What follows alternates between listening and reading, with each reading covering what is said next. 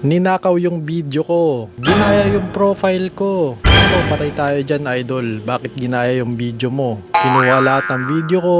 Ninakaw yung profile ko. Talagang kamukhang kamuka. Oh. Ngayon, hindi na ako pinapanood, idol. Siya na yung pinapanood. So, ito yung nangyayari kapag ang account natin is walang blue badge. So, hindi naman lahat nire-recommend ni Facebook na magkaroon ng blue badge. Depende sa'yo yun.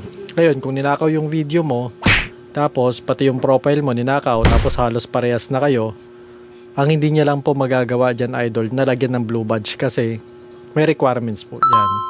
So, kung ikaw bilang isang content creator, kaya mo nang mag-avail ng blue badge, mag-blue badge ka, kaso nga lang, may bayad yan, idol. Hindi yan libre kay Facebook. Ako nga, wala akong blue badge, pero sana walang magnakaw ng video ko. Kasi pag ninakaw yung video ko, pagdarasal ko na lang siya na sana mabuhay pa siya ng matagal.